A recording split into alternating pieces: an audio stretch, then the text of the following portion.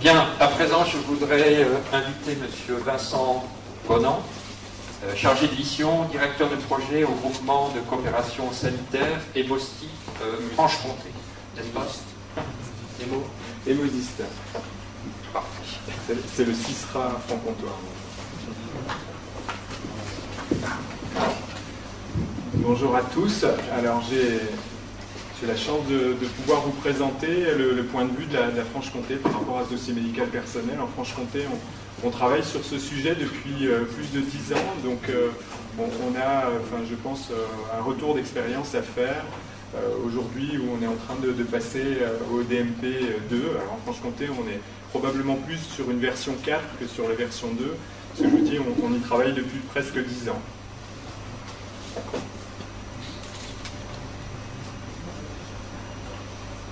Je voudrais revenir un peu aux fondamentaux. On a beaucoup parlé du DMP, je voudrais revenir un petit peu en arrière, parce qu'on oublie une chose, c'est que ce DMP, c'est en fait un objectif très ambitieux, parce qu'en 2004, on a proposé de créer un outil qui permettait de répondre à l'ensemble des besoins des professionnels de santé autour du patient, et qui allait arriver à traiter tous les problèmes, à savoir la confidentialité, les contraintes techniques, le patient, l'évolution des pratiques, et puis un cadre juridique qui est quand même relativement compliqué.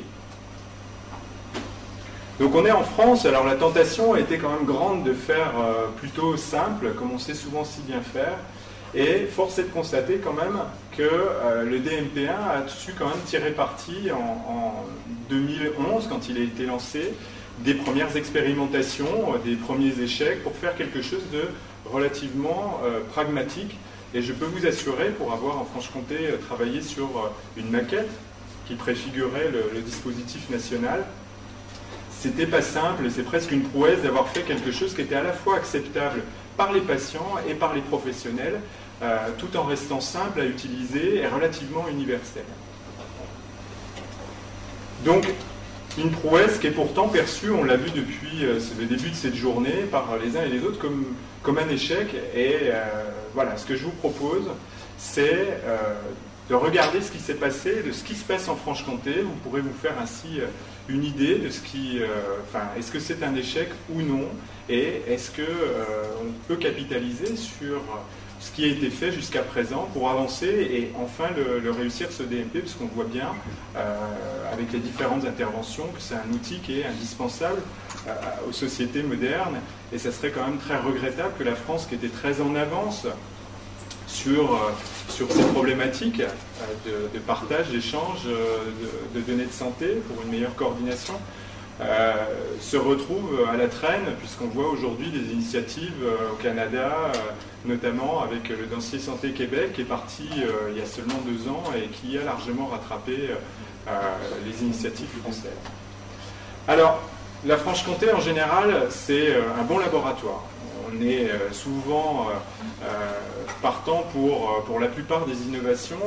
On l'était pour le dossier pharmaceutique et on est une région où 97 ou 98% des officines sont équipées. Et voilà, on avait donc on est un bon terrain pour plein de raisons. On est une petite région, on a 1,2 million d'habitants, 1 200 000 habitants. On a 340 médecins pour 100 000 habitants. On se place vraiment dans la moyenne nationale. On n'a pas de particularité. On a une région à la fois qui est très industrielle au nord, avec Peugeot, Alstom, et puis plutôt rurale dans la partie sud.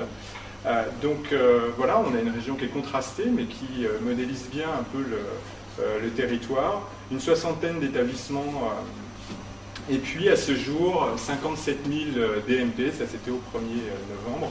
Aujourd'hui, on a dépassé les 57 000 DMP, 35 établissements impliqués sur tout le territoire, et puis plus de 650 professionnels de santé, alors pas uniquement des médecins généralistes, beaucoup d'infirmiers, de kinés qui utilisent le DMP sur toute la région. Donc c'est-à-dire qu'on a vraiment, je vous fais un retour sur une région globale, il n'y a pas un établissement en particulier. Vous pouvez voir qu'il y a plus de 50% des établissements de la région qui se sont lancés dans le dispositif avec plus ou moins de difficultés. Et les difficultés remontées par M. Grattalou à Chambéry, on les a retrouvées dans des établissements. Donc ça marche plus ou moins bien.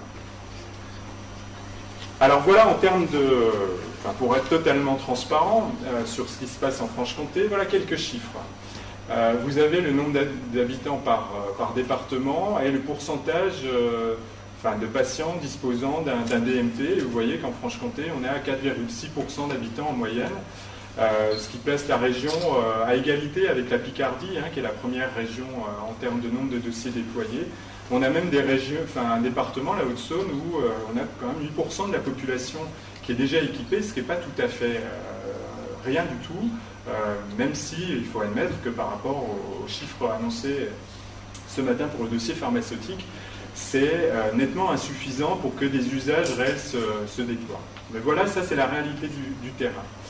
Alors on parle souvent, le DMP, il n'est pas alimenté, il y a des dossiers qui sont créés, ils ne sont pas alimentés. Alors qu'est-ce qui se passe? On va regarder, vous pouvez voir que 55% des DMP sont alimentés. Alors si au début il y avait des disparités, parce que les établissements créaient des DMP mais avaient du mal à les alimenter parce qu'il fallait mettre en ligne le système d'information avec les prérequis techniques assez élevés, demandés par le niveau national. On ne met pas n'importe quoi, n'importe comment dans le DMP.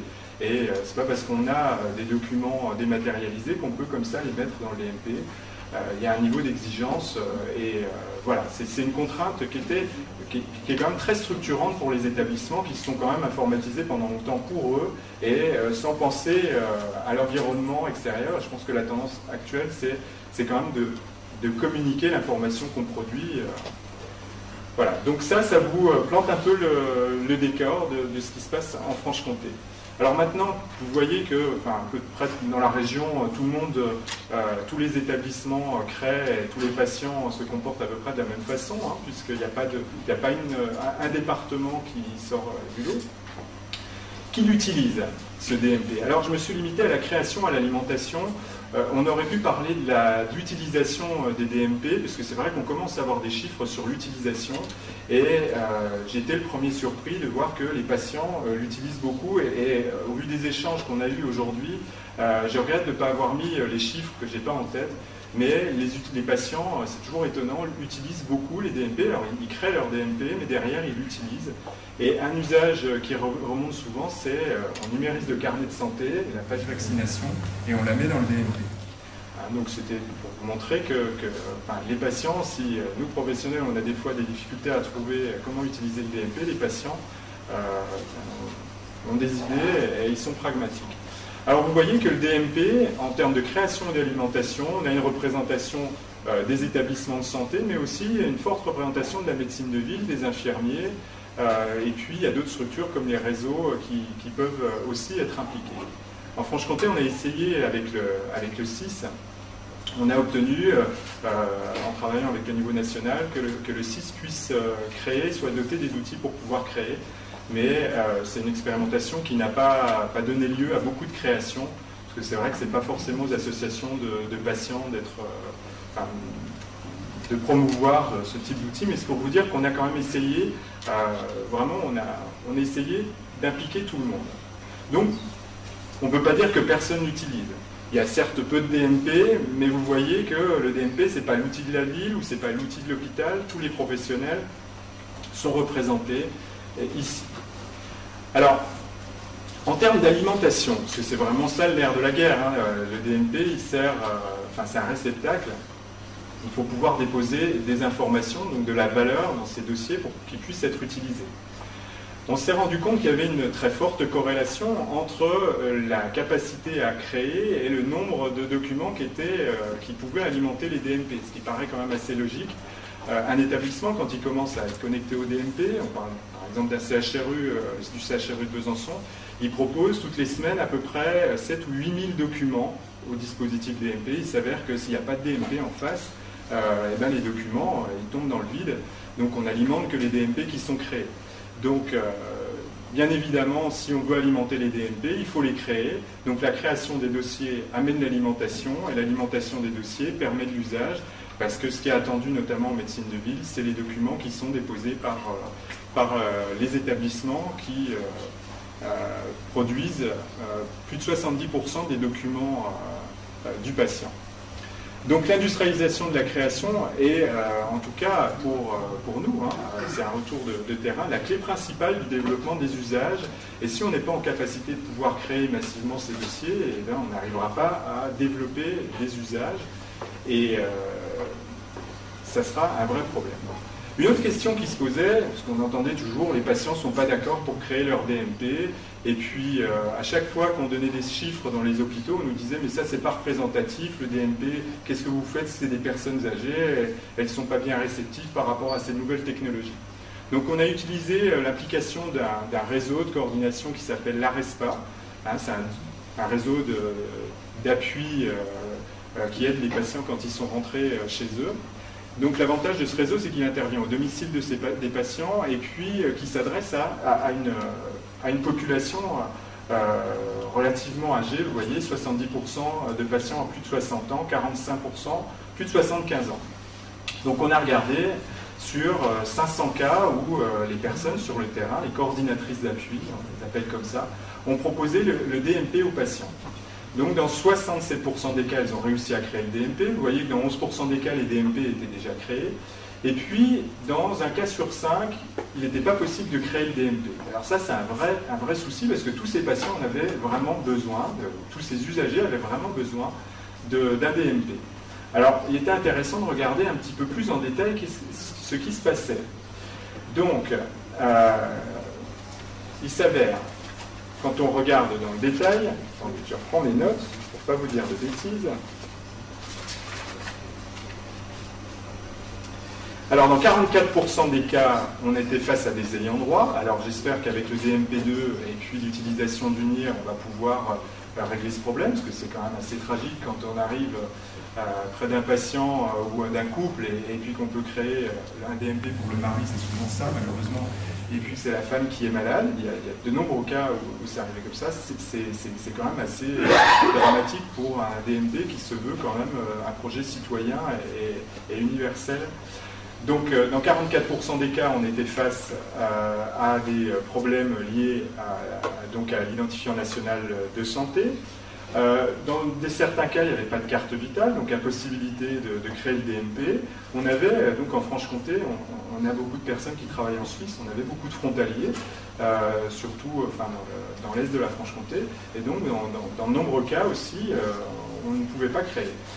Au final, seulement 4% des patients refusaient de créer leur DMP avec, je vous dis, un échantillon qui est un échantillon de personnes relativement âgées qui correspond quand même à la cible personnes âgées, patients chroniques, donc la cible du DMP2.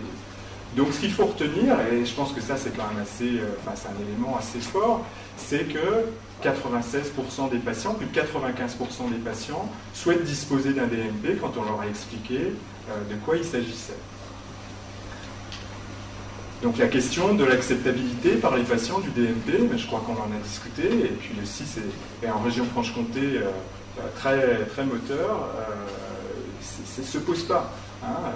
Dans les établissements, on fantasme souvent la volonté du patient, on dit le patient, non, les patients, ils veulent savoir, ils veulent créer un DMP parce qu'ils veulent, pour la grande majorité, savoir ce qui se passe et comment on les prend en charge. Et puis, voilà, il y a d'autres faux problèmes dont on ne va pas parler. La consultation d'annonce, le DMP agit comme un révélateur. La consultation d'annonce, souvent, elle n'est pas très très bien faite. Dans beaucoup de cas, le patient il repart avec son compte-rendu papier, en radiologie, et puis il apprend en lisant son compte-rendu, en rentrant chez lui, qu'il a une pathologie grave, ou alors on lui annonce dans un couloir qu'il a un cancer, et ça c'est la vraie vie du terrain. Donc le DMP ne fait que révéler ces pratiques. Voilà, donc point positif le DMP pour une région, puisque c'est aussi important de garder, de voir le verre à moitié plein et de ne pas rester sur une impression d'échec et de verre à moitié vide. En Franche-Comté, le DMP a permis de créer une véritable dynamique régionale pour impliquer tous les acteurs, que ce soit la ville, l'hôpital, les patients, autour de l'échange et du partage des informations médicale. Et je peux vous assurer que c'est un des rares projets où on arrive à mettre tout le monde autour de la table. C'est un sujet qui fait consensus, qui ne fait pas polémique et justement qui permet d'aborder un certain nombre de points. Et notamment, ça permet à la ville d'exprimer ses besoins vers les directions d'établissement qui méconnaissent souvent, les acteurs en ville à l'hôpital se méconnaissent, je pense que ce sujet a été abordé juste avant. C'est une conduite du changement donc riche et fructueuse en ville comme dans les établissements de santé pour inculquer cette culture du partage. Hein, elle n'est pas, elle n'existe pas comme ça, spontanément, cette culture du partage. Et je crois que dans chaque région, le premier travail à faire, c'est ça, c'est de mettre tout le monde autour de la table pour discuter. Et je peux vous assurer que il y a des choses qu'on peut faire aujourd'hui en Franche-Comté qu'on ne pouvait pas faire il y a 10 ans parce que les acteurs étaient opposés, il y avait des baies de bouclier. Et les années passant et ce travail de fond étant réalisé, on peut aujourd'hui travailler et mettre autour de la table tous ces acteurs et travailler ensemble. La mise en conformité des établissements avec le cadre d'interopérabilité, je l'évoquais juste avant, c'était quelque chose aussi d'extrêmement important. Pour pouvoir échanger, il faut pouvoir gérer toute cette production de documents, tous ces circuits de validation, et ça c'est quelque chose qui est relativement long à mettre en place. Et voilà, c'est pas parce qu'on a un dossier médical dans l'établissement qu'on est pour autant capable de produire de l'information échangeable. Il y a tout, un document, il ne peut pas sortir de l'établissement s'il n'est pas validé. Et dans beaucoup d'établissements, l'étape de validation des documents au sein du dossier médical d'établissement, elle n'est pas faite.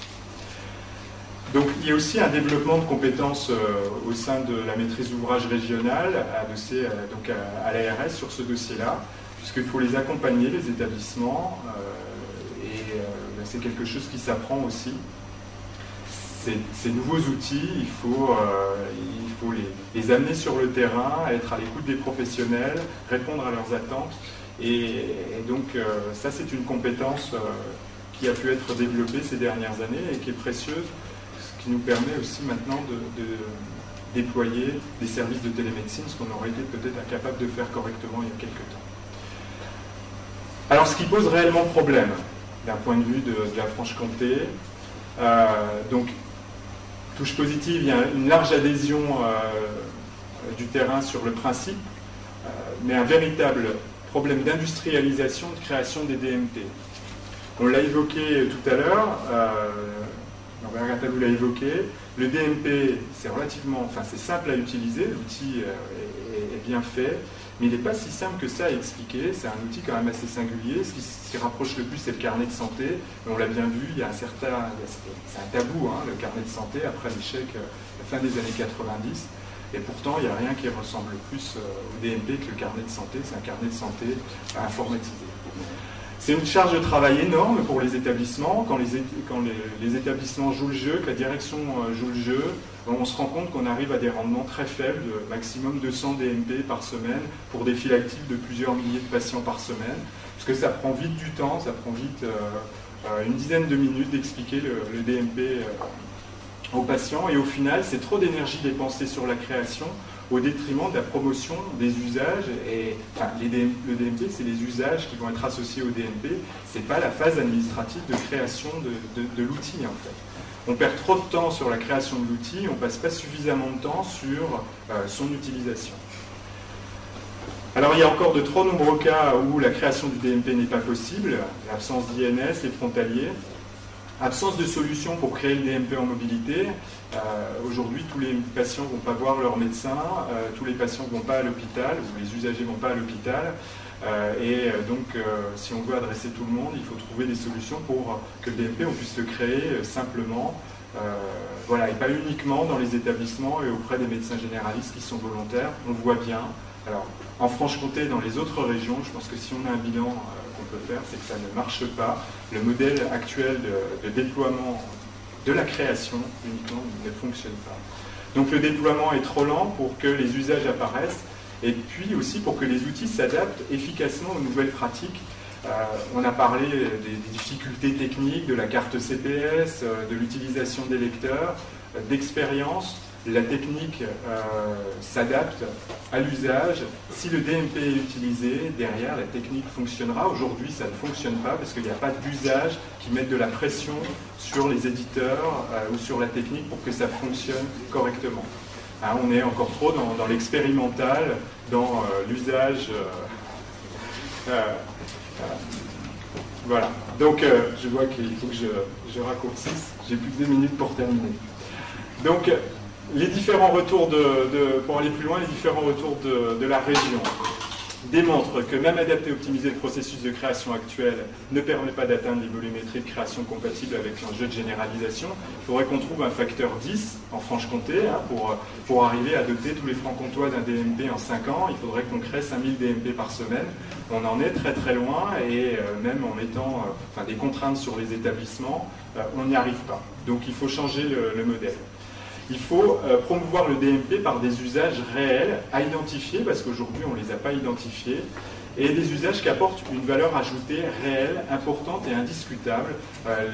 L'usage du DMP par le médecin généraliste, c'est quelque chose d'important, mais par contre le généraliste, c'est le seul qui a déjà des documents en provenance de l'hôpital, donc souvent c'est une façon dématérialisée d'avoir des documents. Ce n'est pas un usage suffisant, une valeur ajoutée suffisante pour que l'outil s'impose. Donc il y a des cas à travailler, c'est l'accès au dossier de liaison d'urgence des EHPAD au centre de régulation, le dépistage organisé. Alors on a parlé de la double lecture, mais il y a des choses beaucoup plus peut-être simples et pragmatiques à faire avant ça. C'est le calendrier de dépistage. Le dépistage, ça se fait sur plusieurs années. On a souvent plus la mémoire, les femmes perdent la mémoire de la dernière mammographie. Je pense que c'était il y a 6 mois alors que c'était il y a 2 ans.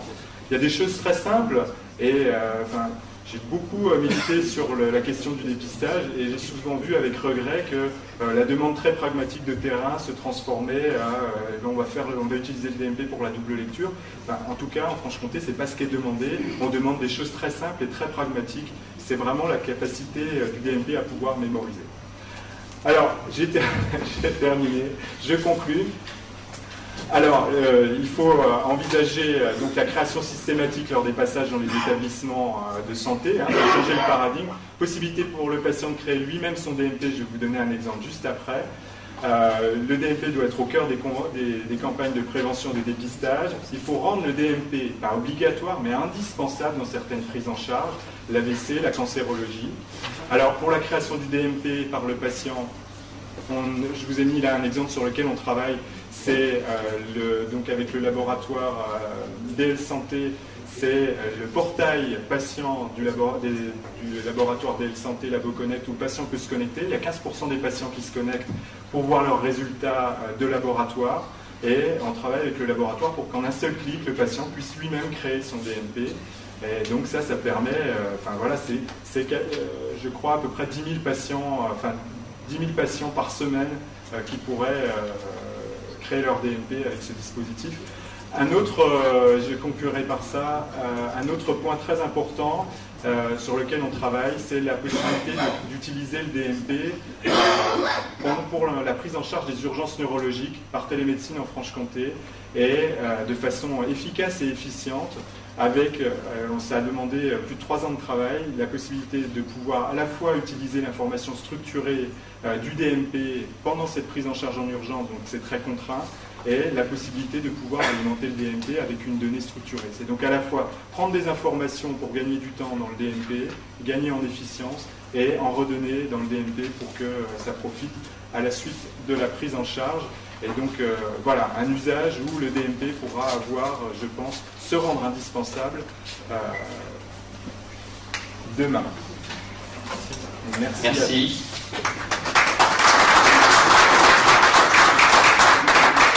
Nous sommes juste dans le timing et je vous remercie d'avoir respecté le timing de manière très scrupuleuse. Ce que je propose, c'est de prendre vos questions et de vous inviter à y répondre au cours de la session questions-réponses que nous aurons à la fin.